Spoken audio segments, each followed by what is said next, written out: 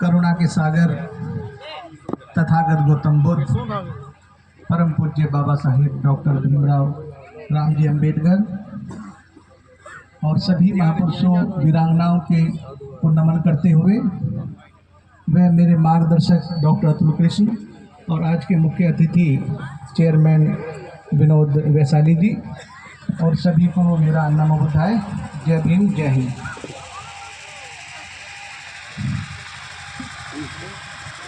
नाही वेरेन वेरानी सम्मंति धा खुदा चनन एवेरेन च सम्मंति ऐस धम्मो सनंतनो। तथागत बुद्ध कहते हैं कि वैर से वैर को शांत नहीं किया जा सकता, केवल प्रेम से ही वैर को शांत किया जा सकता है। ये प्रेम है ज्ञान सिंह गौतम साहब का, जो हम सब इतने संख्या के साथ उनके प्रेम के कारण यहाँ इकट्ठे हुए। ये प्रेम है उनके परिवार का, उनका, जो पंडित बिरमे जी ने हमें इस खेत को काटकर जल्द से जल्द प्रोग्राम करने के लिए जगह दी। बहुत बहुत उनका साधुवाद। आज जो ज्ञान सिंह गौतम साहब ने एक अतुलनीय कार्य किया, उसके लिए मुझे एक कहानी याद आ रही है। एक शेर के साथ उसे मैं आपको आपके समक्ष रखना चाहूँगा। जीवन भर एक भूल मैं करता आया, जीवन भर एक भूल मैं करता आया, भूल मेरे चेहरे पर थी और मैं आईना साफ करता आया, और मैं आईना साफ करता आया। महान सिकंदर भारत आया। एक भिक्षु के हाथ में उसने एक चमकती हुई चीज को देखा। सिकंदर ने पूछा, ये क्या है? भिक्षु ने कहा, बता नहीं सकता, ये राज बताने का नहीं। सिकंदर जिद पर अड़ गया और उसने कहा कि हार मैंने मानी नहीं, इसलिए आप कृपया मुझे बता दें। भिक्षु ने कहा, एक बात बता देता हूँ, ये चीज जितनी धन दौलत तुम लाए हो अपने साथ, ये कुछ किताबें हैं ये बटवानी है, उन सबसे भारी है, उसका वजन ज़्यादा है। सिकंदर ने तत्क्षण एक बहुत विशाल तराजू मंगाई और जितना वो हीरे जवाहरात चांदी सोना अपने साथ लाया था वो सब एक पल्ले पर रख दिया, और दूसरे पल्ले पर भिक्षु ने वो चमकती हुई चीज रख दी। वो पल्ला इस तरह नीचे झुक गया मानो सिकंदर के पल्ले में कुछ है ही नहीं। सिकंदर आश्चर्यचकित हुआ। सिकंदर ने कहा, झुका, अपने घोड़े से नीचे उतरा, चरणों में गिरा, नतमस्तक हूँ, कृपया मुझे इसका राज बताएं। भिक्षु ने कहा, राज थोड़ा मुश्किल है, लेकिन बताता हूँ। रास्ते से थोड़ी धूल उठाई और उस चमकती हुई चीज के ऊपर डाल दी। धूल को डालते ही वो पल्ला धीरे धीरे ऊपर उठ गया और सिकंदर का पल्ला धीरे धीरे नीचे झुक गया। सिकंदर ने कहा, ये क्या पहेली है?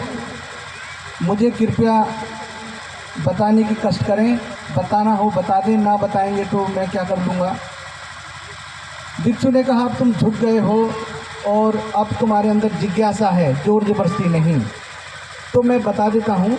ये कोई खास चीज़ नहीं, ये मनुष्य की आँख है। धूल पड़ जाए तो 2 कौड़ी की, और धूल हट जाए तो सारी पृथ्वी का राज्य भी इसके सामने फीका है। संबोधि का अर्थ है राजन, तुम्हारे अंदर की आँख, जिस पर मुश्किल बात नहीं है, थोड़ी धूल पड़ी है। धूल भी कोई सच नहीं, सपनों की धूल। धूल भी कोई वास्तविक नहीं, धुआं धुआं सा। जैसे बादल आ जाएं और सूरज छिप जाए और बादल हट जाएं तो सूरज प्रकट हो जाए। तुम सूरज हो, पर तुमने अपने चारों ओर बादल घेर रखे हैं। न जाने कैसे कैसे बादल, अतीत के बादल जो कल बीत चुका, उसको ऐसे संजोए हुए हैं जैसे हीरे जवाहरात।